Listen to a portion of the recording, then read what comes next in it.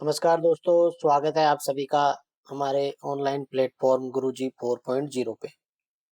तो चलिए दोस्तों शुरू करते हैं आज की करंट अफेयर की क्लास। आज आपको पता है कि 31 अक्टूबर है और आज हम लोग 31 अक्टूबर 2025 का करंट अफेयर देखने वाले हैं।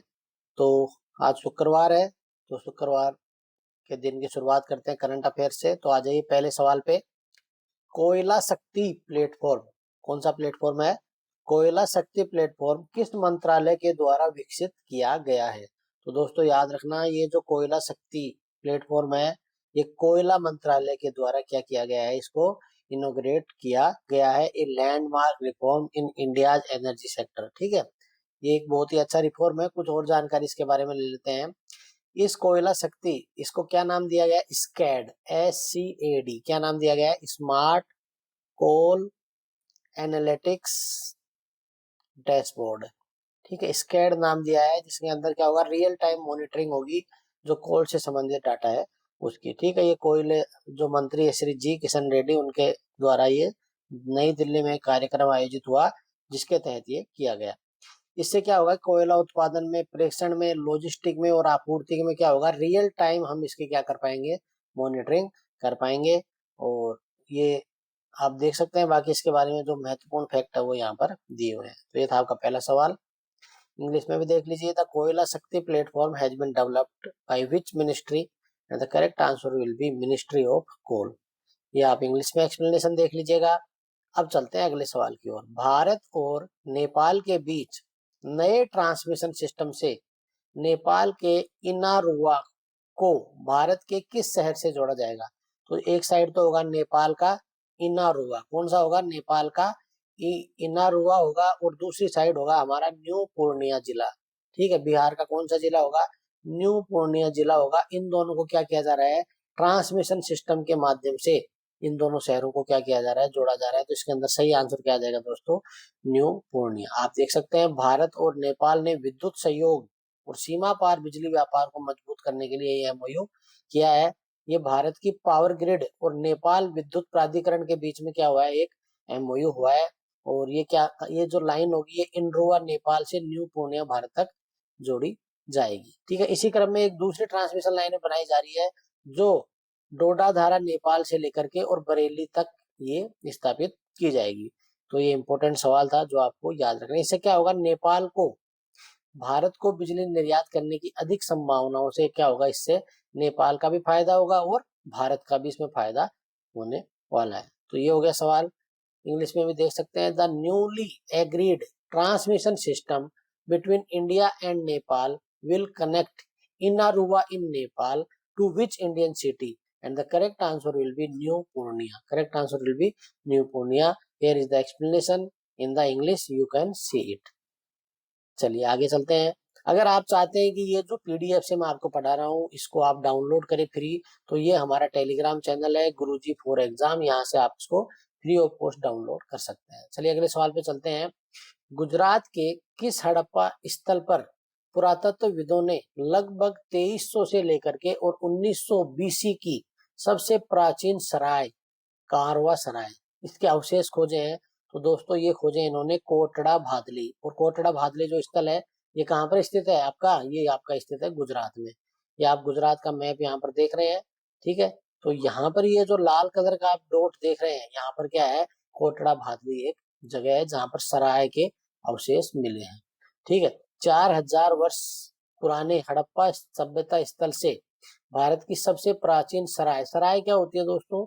जो राहगीर होते थे पहले के जमाने में, जो आते थे कहीं रास्तों पे, तो उनके रास्तों पे रुकने के लिए जो स्थल बनाए जाते थे उनको सराय बोलते थे। तो ये कच्छ जिले के कोटड़ा भादले में जो है इसकी खोज की गई है। यह एक सुदृढ़ ग्रामीण चौकी थी जो लंबी दूरी के व्यापार का केंद्र था और व्यापारियों व उनके पशुओं के लिए आवास, भोजन और सुरक्षा, जैसे लंबी यात्राएं करते थे तो उनके लिए आवास, भोजन और सुरक्षा। आज भी आप देखेंगे गांव में अगर कभी जाएं तो आपको कई जगह रास्ते में सराय बनी हुई दिखेंगी। ठीक है, तो ये इंपॉर्टेंट सवाल था। और इसकी खुदाई 2010 से 2013 के बीच में कोटड़ा बदली की जो है वो खुदाई हुई थी। ठीक है, तो ये आपको याद रखना है। इंग्लिश में भी आप देख सकते हैं।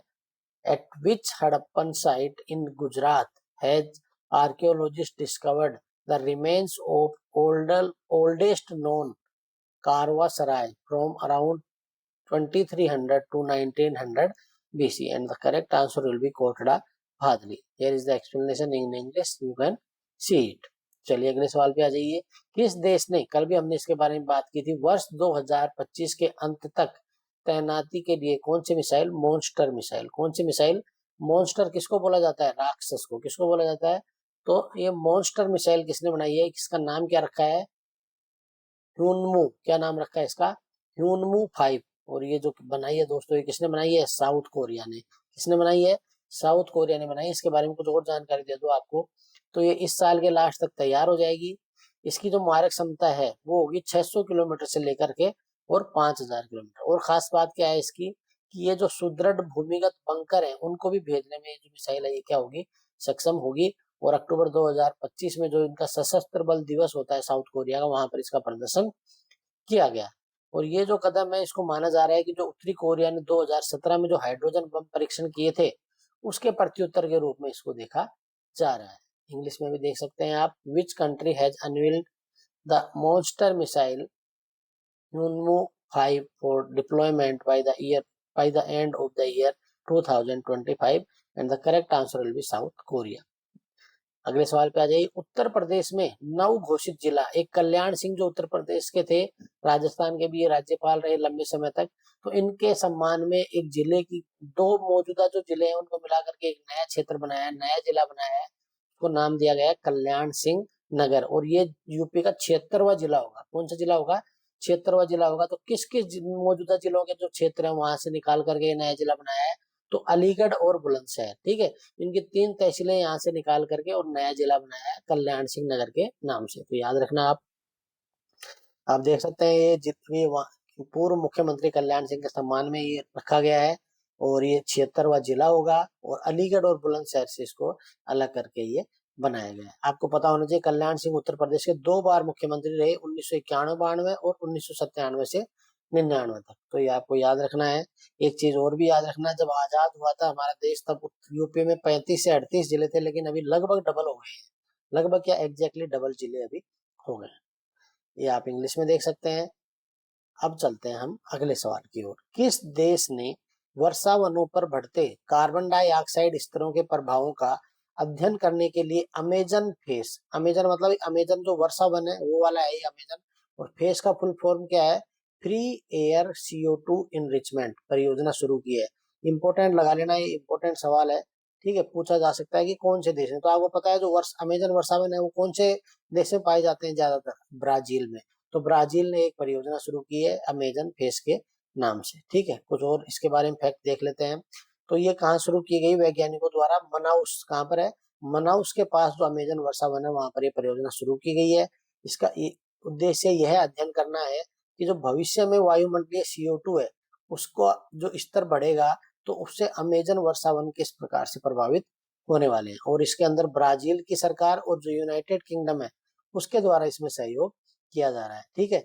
तो इसमें जो सेंसर लगाए जाएंगे वो हर 10 मिनट में क्या करेंगे, डाटा रिकॉर्ड करेंगे, और ताकि क्या पता चल सके, कार्बन अवशोषण, प्रकाश संश्लेषण और वनों के लचीलेपन का अध्ययन किया जा सके। तो एक इम्पोर्टेंट चीज है, आपको याद रखनी चाहिए। इंग्लिश में भी देख लीजिए, which country has launch the Amazon face project to study the effect of rising CO2 levels on rain forest, and the correct answer will be Brazil.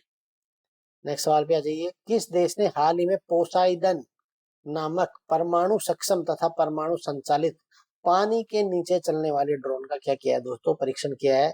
तो पोसाइडन आपको पता होना चाहिए, इस नाम से हमारे को इन्होंने एक PC-7 नाम से एक जहाज भी हमने प्राप्त किया है, उसका नाम भी पोसाइडन ही है। तो आप याद रखना, इसमें आएगा रसिया, इसमें क्या आएगा, रसिया, ठीक है। तो ये क्या बनाया है इन्होंने, एक ड्रोन बनाया है जो कहाँ चलेगा, पानी के नीचे चलेगा, और ये परमाणु ऊर्जा से जो सॉरी परमाणु ऊर्जा से क्या होगा, संचालित होगा। ये देख सकते हैं आप, परमाणु संचालित जल तल ड्रोन का क्या इन्होंने परीक्षण किया है। आपको पता है रूस के राष्ट्रपति कौन है, व्लादिमीर पुतिन, ठीक है। तो ये आप देख सकते हैं, इन्होंने इसका पहला परीक्षण 2018 में किया था और अभी फिर से इसका परीक्षण किया गया है।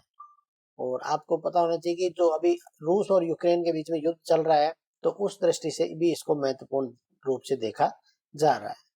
यहाँ पे आप इंग्लिश में भी देख सकते हैं, which country recently tested a nuclear capable nuclear powered under water drone. अब इस दोनों का अंतर आपको पता है, न्यूक्लियर कैपेबल और न्यूक्लियर पावर्ड, दोनों चीज अलग अलग है।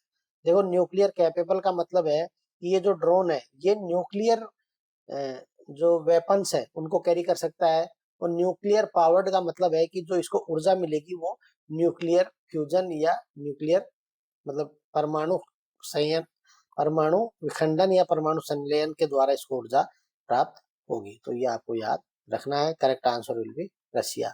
ये आप इंग्लिश में भी एक्सप्लेनेशन देख लीजिएगा। अगला सवाल इंपोर्टेंट लगा लेना, हर बार ये सवाल पूछा जाता है और भारत जो है कभी तीसरे तो कभी चौथे नंबर पे रहता है। तो जो 2025 का ग्लोबल फायर पावर इंडेक्स है उसमें भारत का कौन सा स्थान है दोस्तों? इस बार हमने स्थान प्राप्त किया है चौथा। पहले स्थान पे कौन है? पहले स्थान पे आपका यूएसए। पहले स्थान पे कौन है? यूएसए। दूसरे स्थान पे कौन सा है? दूसरे स्थान पे दोस्तों रशिया। दूसरे स्थान पे कौन है? रशिया।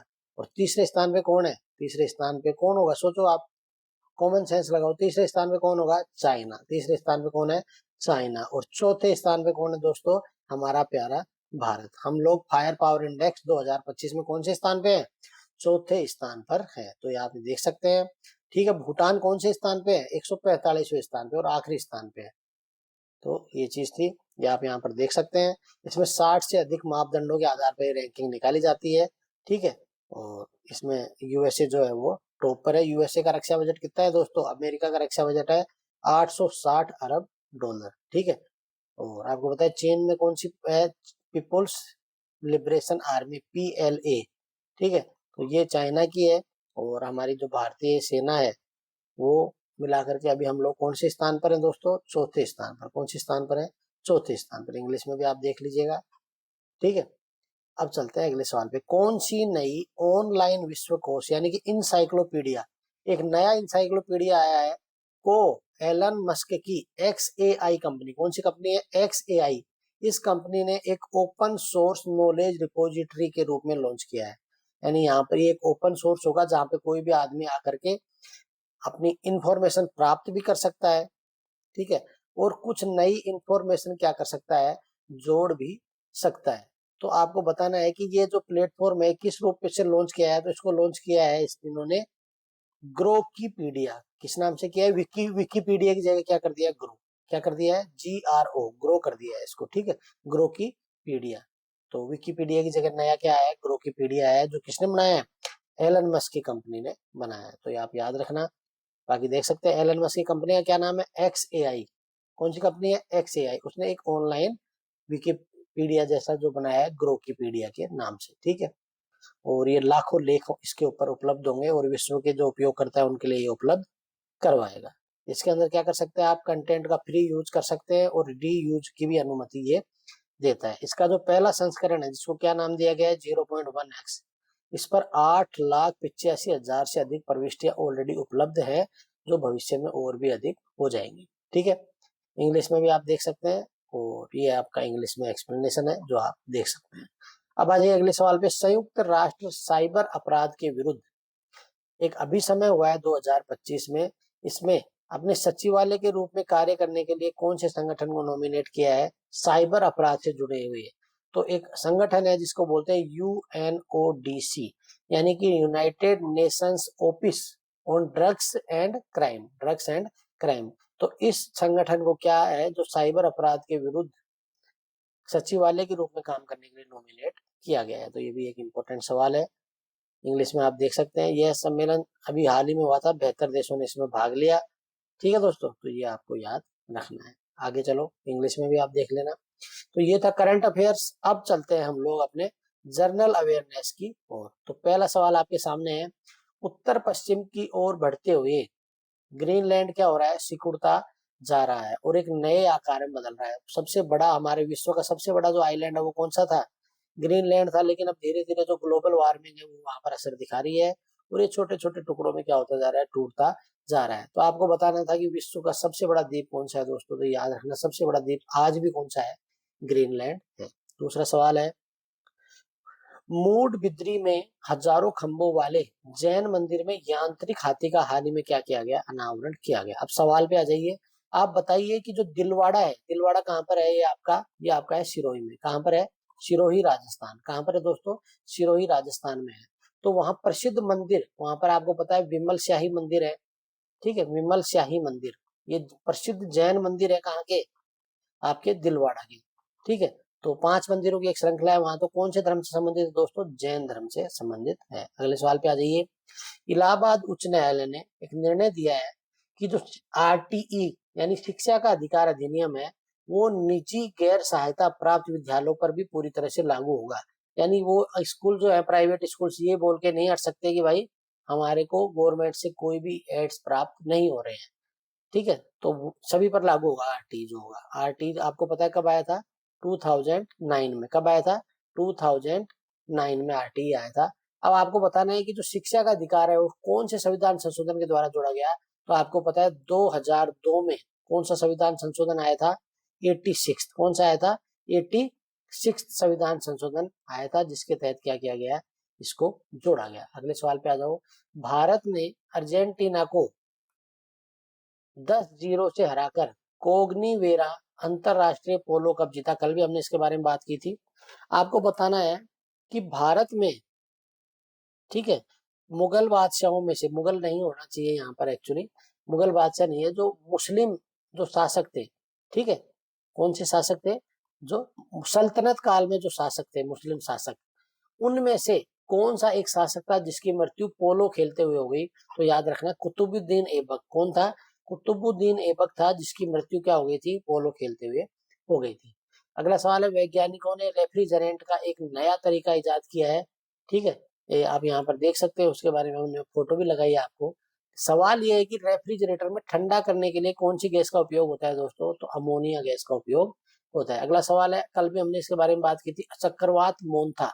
आप मुझे कमेंट करके बताओ कि जो चक्रवात मोन्था है, इसका जो नामकरण है वो कौन से देश ने इस बार किया है। आपको कल ही मैंने बताया था, आप कमेंट करके बताइएगा, ठीक है। IMD इंटरनेशनल, जो हमारा जो मौसम विज्ञान जो संगठन है अंतरराष्ट्रीय, उसने अभी आंध्र प्रदेश, उड़ीसा और छत्तीसगढ़ के लिए रेड अलर्ट जारी किया है चक्रवात मोन्था को लेकर के। कुछ कथन दिए हैं जो आपको बताना है कौन सा सही है और कौन सा गलत है। पहला है कि जेट धाराएं उत्तरी गोलार्ध में ही होती है, तो ये गलत बात है। जो जेट स्ट्रीम्स हैं वो नॉर्थ पोल और साउथ पोल, ठीक है, दोनों में ये बहती हैं, तो पहला कथन हो गया गलत। केवल कुछ चक्रवात ही आग विकसित करते हैं, ठीक है। एक होती है आई ऑफ, इसको क्या बोलते हैं, आई ऑफ साइक्लोन, ठीक है। तो ये एक निम्न दाब का एक क्षेत्र होता है जहां हवाएं बहुत मतलब धीमी गति से बहती हैं, उसको बोलते हैं आई ऑफ साइक्लोन। तो ये केवल कुछ चक्रवातों में होता है, सही है। इसके अंदर का तापमान 28 डिग्री से अधिक होता है, सही बात है, और औसत बिंदु से कम होता है, तो ये भी कथन सही है। तो कथन नंबर 2 और 3 सही है, इसमें ऑप्शन नंबर सी आपका आ जाएगा। अगले सवाल पे चलते हैं। एक हालिया अध्ययन ने अत्यधिक रोगजनक एवियन H5 इन्फ्लुएंजा वायरस की पारिस्थितिकी और विकास में महत्वपूर्ण बदलावों का एक अध्ययन किया गया अभी, जिसके अंदर जो H1N5 इन्फ्लुएंजा वायरस है, उसके डेवलपमेंट और उसके जो इकोलॉजी है, उसके बारे में जो बदलाव है, उसके बारे में अध्ययन हुआ और उसके ऊपर प्रकाश डाला गया। अब आपको कुछ कथन दिए गए हैं जिसमें आपको बताना है कि कौन सा कथन सही है, कौन सा गलत है। तो जो एवियन इन्फ्लुएंजा है उसको अक्सर स्वाइन फ्लू, तो ये आपका स्वाइन फ्लू नहीं आएगा, इसको क्या बोला जाता है दोस्तों, बर्ड फ्लू। क्या बोला जाता है, जो एवियन इन्फ्लुएंजा है, देखो आप यहाँ पर देख सकते हैं, एवियन इन्फ्लुएंजा, इसको क्या बोला जाता है, बर्ड फ्लू भी बोला जाता है। तो पहला कथन आपका हो गया गलत। दूसरा कथन है 1996 में अत्यधिक रोगजनक avian influenza H5N1 bird flu virus की पहली बार पहचान हुई, बिल्कुल सही बात है। तीसरा कथन है कि H5N8 पहली बार भारत में नवंबर 2016 में देखा गया, तो ये भी एक सही कथन है, यानी कथन नंबर 2 और 3 आपका सही है। अब चलते हैं आज के आखिरी सवाल की ओर। हाल ही में उत्तर प्रदेश, पश्चिम बंगाल और तमिलनाडु जैसे कुछ राज्यों में डेंगू के मामलों में काफी वृद्धि देखी गई। अब आपको कुछ कथन दिए गए हैं, 2 ही कथन दिए गए हैं एक्चुअली, आपको बताने हैं दोनों में से कौन सा सही है, कौन सा गलत है। पहला कथन है कि उष्ण कटिबंधीय क्षेत्रों में जीका वायरस रोग उसी मच्छर द्वारा फैलता है जिसके द्वारा डेंगू फैलता है, तो ये बिल्कुल सही बात है, ठीक है, कि एक ही मच्छर जो है, दोनों को जो एडीज इजिप्टी जो मच्छर है, कौन सा, एडीज इजिप्टी जो मच्छर है, वो दोनों ही रोगों के लिए रेस्पॉन्सिबल होता है, जीका वायरस के लिए भी और डेंगू वायरस के लिए भी। दूसरा है, जीका वायरस रोग का यौन संचरण संभव है, तो दोस्तों ये कथन भी सही है और ये कथन भी सही है, यानी आपका ऑप्शन नंबर बी हो जाएगा, कथन नंबर 1 और 2 दोनों सही है। तो दोस्तों ये थी आज की आपकी करंट अफेयर की क्लास। अगर आपको पसंद आई हो तो प्लीज इसको लाइक और शेयर कीजिएगा। उसके अलावा अगर आप चाहते हैं कि हमारी ये पीडीएफ आपको मिले तो ये हमारा टेलीग्राम चैनल है गुरुजी 4 एग्जाम के नाम से। ये आप सर्च कर लेना, वहां पे इसको फ्री पीडीएफ आपको मिल जाएगी। और अगर आपको पसंद आया हो तो लाइक करना, शेयर करना और सब्सक्राइब करना। ठीक है दोस्तों, तो मिलते हैं कल। तब तक के लिए थैंक यू। जय हिंद, जय भारत।